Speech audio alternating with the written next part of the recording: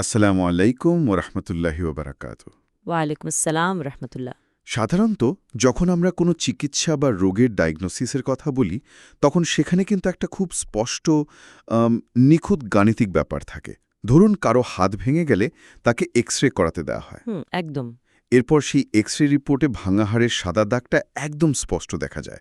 চিকিৎসক শুধু আঙুল দিয়ে দেখিয়ে বলেন যে এই তো সমস্যা, এই হাড়টা জোড়া লাগাতে হবে। সেখানে কোনো তর্ক নেই, কোনো কনফিউশনও নেই। হ্যাঁ, বিষয়টা খুবই বাইনারি বা দ্বিমাত্রিক, মানে হয় হাড় ভেঙেছে নয়তো ভাঙেনি। খুব পরিচ্ছন্ন একটা হিসাব বলা যায়। তাই তো। আর এর সমাধানও খুব ছকে বাঁধা। এবং এটা কিন্তু মানুষের মনে এক ধরনের স্বস্তিও দেয়, কারণ আমরা যে কোনো সমস্যা চোখে দেখতে চাই সেগুলোকে ক্যাটাগরিতে ফেলতে পছন্দ করি। হ্যাঁ, মানুষ সবসময়ই একটা সহজ উত্তর খোঁজেন। কিন্তু যখনই মানব আচরণ, মনস্তত্ত্ব বা মানুষের চরিত্র গঠনের জগতে পা রাখা হয় তখন মনে হয় সেই এক্স রে মেশিনটা হঠাৎ করে নষ্ট হয়ে গেছে। হ্যাঁ, দারুণ বলেছেন।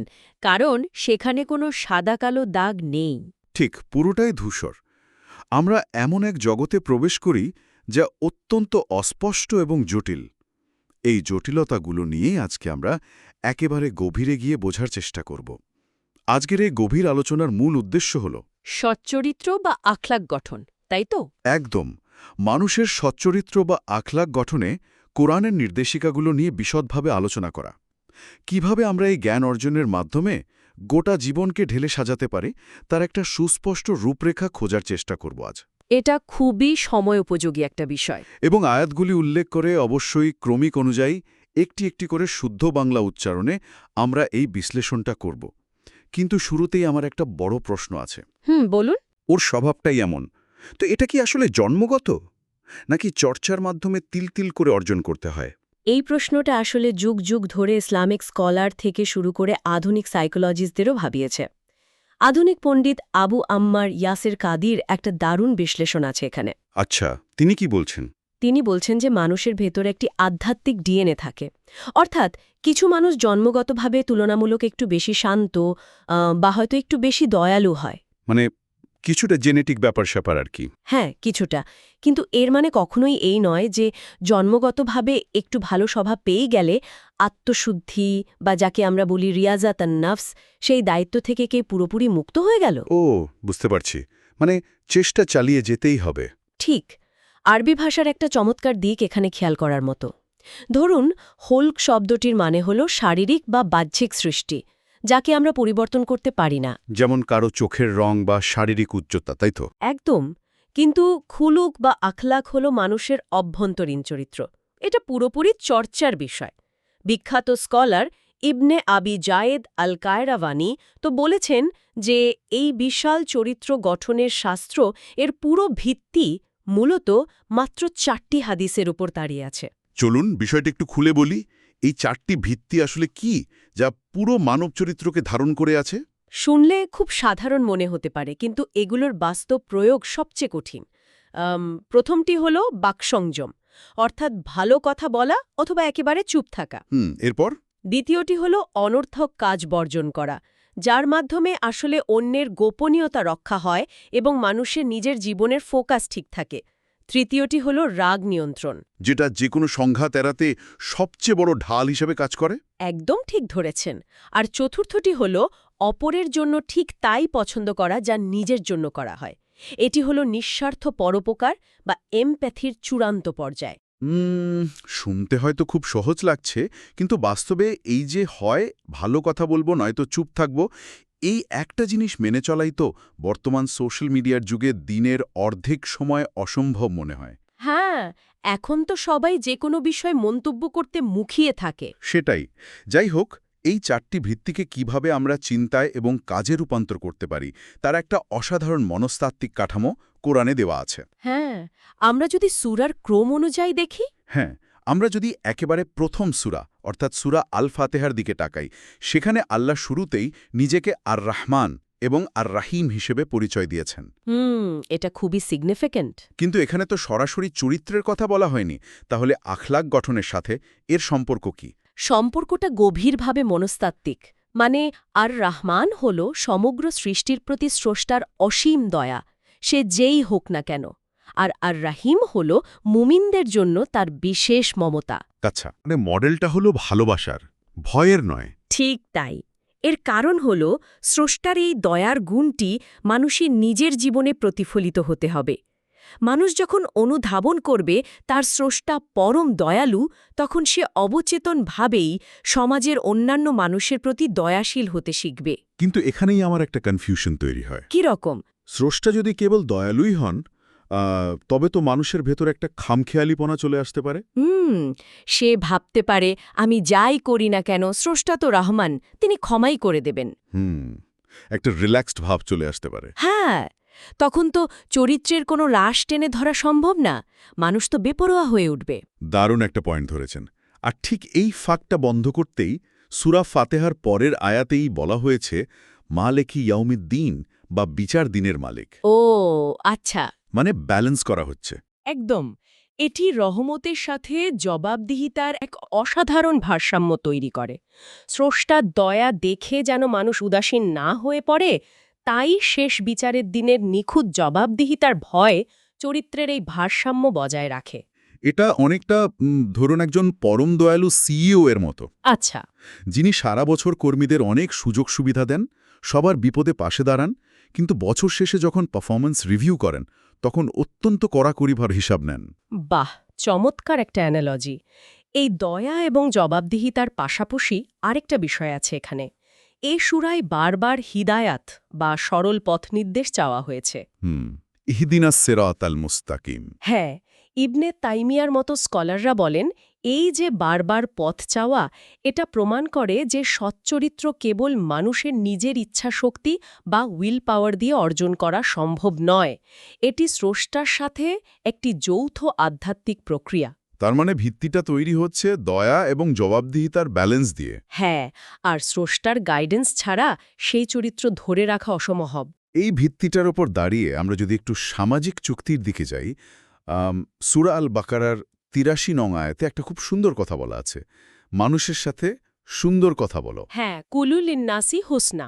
আমার কাছে যেটা সবচেয়ে ইন্টারেস্টিং লেগেছে তা হলো, এখানে কিন্তু বলা হয়নি যে শুধু নিজের ধর্মের মানুষ বা নিজের গোত্রের মানুষের সাথে সুন্দর কথা বলতে হবে। একদম, বলা হয়েছে সকল মানুষের সাথে। হ্যাঁ, বিষয়টা কিন্তু বিশাল।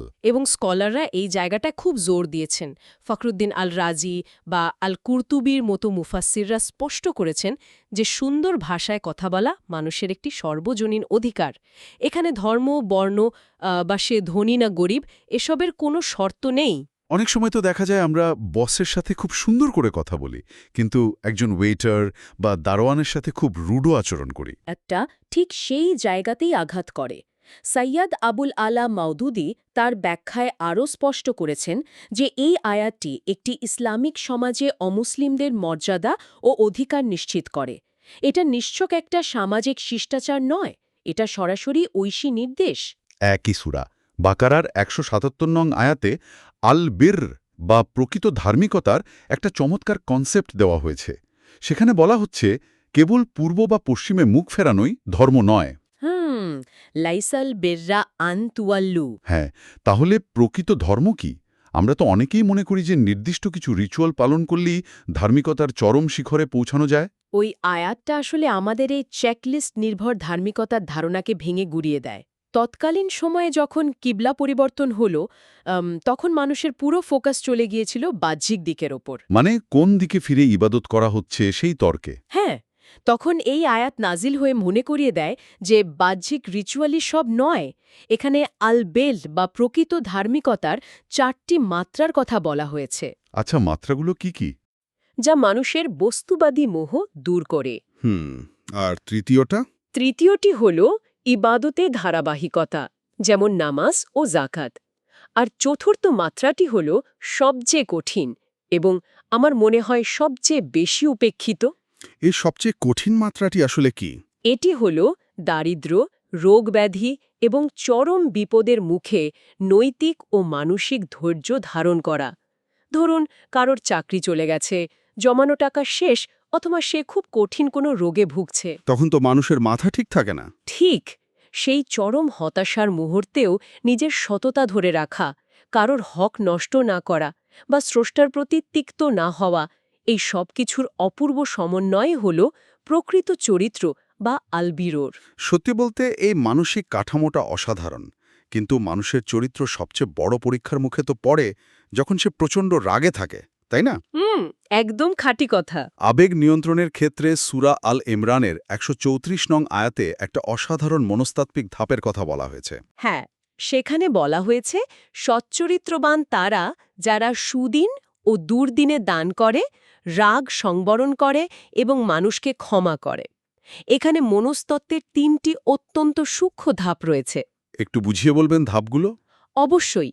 প্রথম ধাপটি হল কাজিমিন আল গাইজ। এর মানে শুধু সাধারণ রাগ নয়, বরং সেই তীব্র ফুটন্ত রাগ যা মানুষকে অন্ধ করে দেয়, সেটাকে গিলে ফেলা। যেন জ্বলন্ত কয়লা গিলে ফেলার মতো কঠিন কাজ এটা।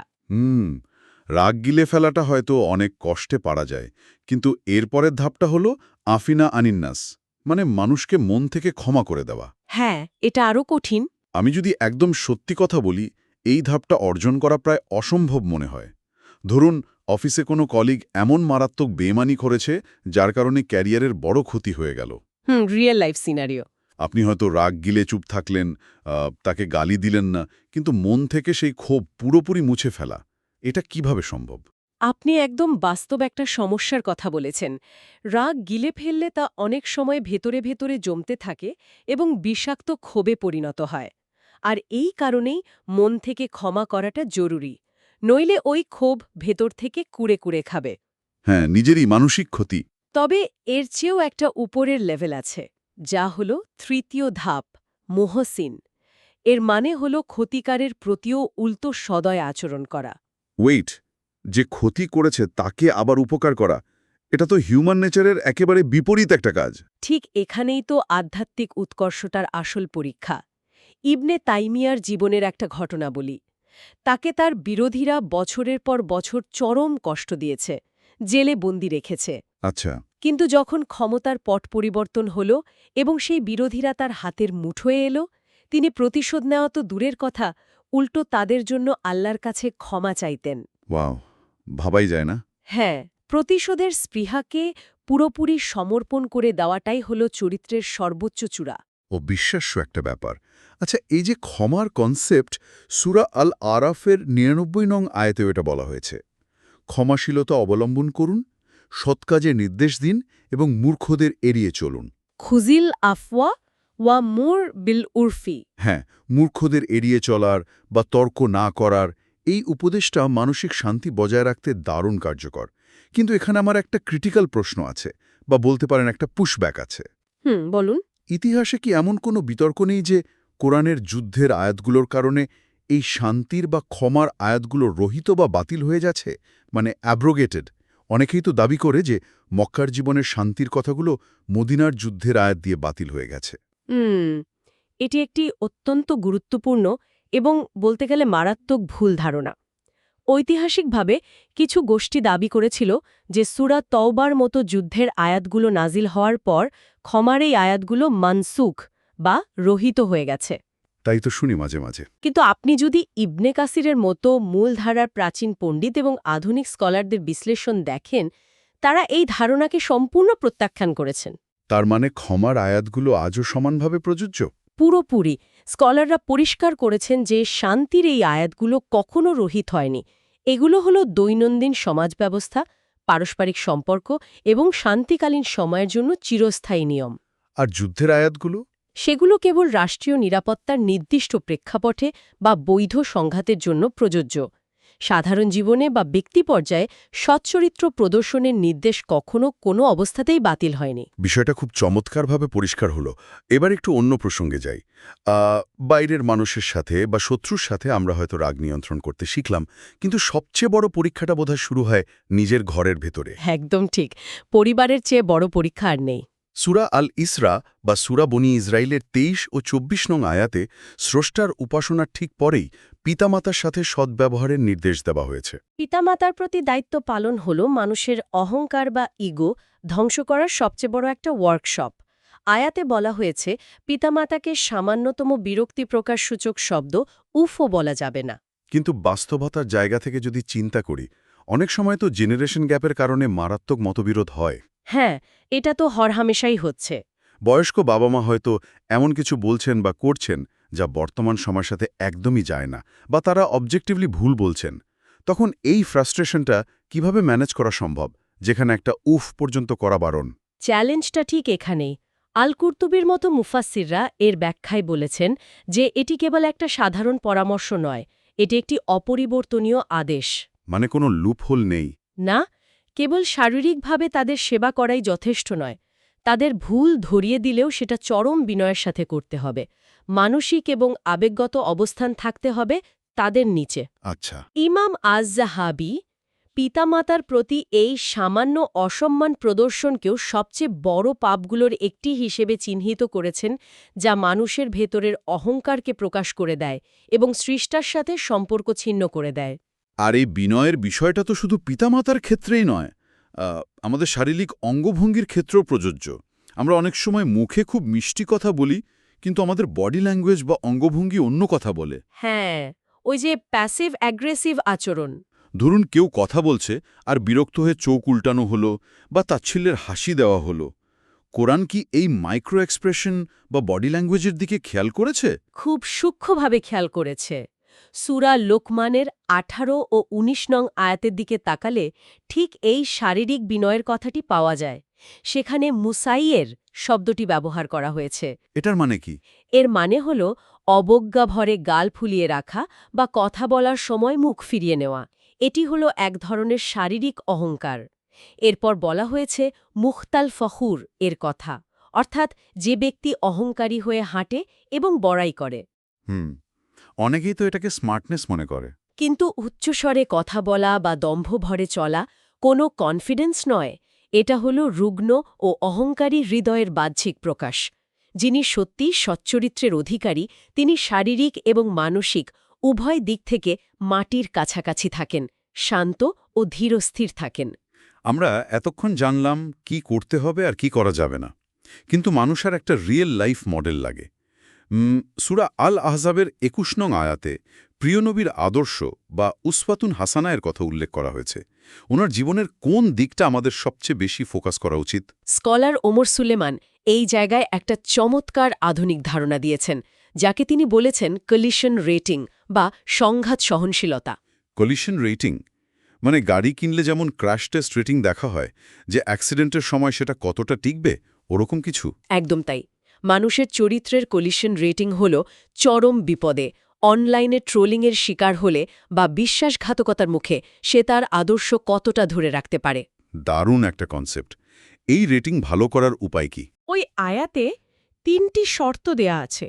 ১ নম্বর, কেবল আল্লাহর সন্তুষ্টি চাওয়া, মানুষের প্রশংসা নয়। কারণ মানুষ আজ প্রশংসা করবে, কাল গালি দেবে। সত্য কথা। ২ নম্বর, পরকালের জবাবদিহিতার কথা স্মরণ রাখা। তাহলে কেউ অকৃতজ্ঞ হলেও চরিত্র নষ্ট হবে না। আর ৩ নম্বর হল সর্বদা আল্লাহর স্মরণে বা জিকিরে থাকা, যা মানুষের ভেতরের ইগোকে শান্ত রাখে। এখানে এই বিষয়টা সবচেয়ে ইন্টারেস্টিং হয়ে ওঠে, কারণ আমরা এখন সূরা আল হুজুরাতের ১১ ও ১২ নং আয়াতের দিকে যাব। হ্যাঁ, সূরা হুজুরাত তো একটা মাস্টার ক্লাস। এতক্ষণ ব্যক্তি নিয়ে কথা হচ্ছিল, কিন্তু এই আয়াতে সরাসরি সমাজের ব্যাধিগুলো নিয়ে কথা বলা হয়েছে। একটা সমাজ কিভাবে নষ্ট হয় তার রুট কজগুলো এখানে তুলে ধরা হয়েছে। একদম। সূরা হুজুরাতকে বলা যায় সামাজিক আচরণের মাস্টার সংবিধান। এখানে প্রথমে লামজ বা ইঙ্গিতে অন্যের দোষ ধরার কথা বলা হয়েছে। ওই যে একটু আগে বডি ল্যাঙ্গুয়েজের কথা এলো, ব্যঙ্গ করা, খোঁচা দেওয়া, হ্যাঁ। আত্মমর্যাদাকে ভেতর থেকে ভেঙে দেয়। আর ১২ নং আয়াতে গিয়ে তো মনে হয় মানুষের সাইকোলজিকে একেবারে এক্সরে করে দেখানো হয়েছে। সেখানে পাপের একটা চেইন রিয়াকশন বা পাইপলাইনের কথা বলা হয়েছে, তাই না? হ্যাঁ, মনস্তাত্ত্বিক একটা পাইপলাইন। শুরু হয় ইয়ান বা অহেতুক সন্দেহ থেকে। কাউকে সন্দেহ করা হলো। সাইকোলজিক্যালি যখন সন্দেহ মনে গেঁথে যায়, তখন মানুষের ব্রেন কনফার্মেশন বায়াসে ভোগে। সে ওই সন্দেহকে সত্যি প্রমাণ করতে চায়। এরপর কি হয়? তখন শুরু হয় দ্বিতীয় ধাপ, তাজাসসুস বা অন্যের গোপন দোষ খোঁজা এবং গুপ্তচর বৃত্তি। আর যখন কিছু একটা পাওয়া যায় তখন সেটা 10 কান করতে ইচ্ছা করে। সেখান থেকে জন্ম নেয় চূড়ান্ত পরিণতি, গীবাত বা পরনিন্দা। আয়াতে গিবাতকে তো নিজের মৃত ভাইয়ের গোশত খাওয়ার মতো জঘন্য রূপক দিয়ে বোঝানো হয়েছে। রূপকটা এত মারাত্মক কেন? এর একটা গভীর কারণ আছে। মৃত মানুষ যেমন নিজের শরীর রক্ষা করতে পারে না, একজন অনুপস্থিত মানুষও কিন্তু গুজবের হাত থেকে নিজের সম্মান রক্ষা করতে পারে না। এমন একজনকে আক্রমণ করা হচ্ছে যার আত্মপক্ষ সমর্থনের কোনো সুযোগই নেই। ওয়েট, এখানে আমার একটা খুব বাস্তবমুখী প্রশ্ন জাগে। হ্যাঁ, বলুন। তাহলে কি কাউকে কোনো অবস্থাতেই সন্দেহ করা যাবে না?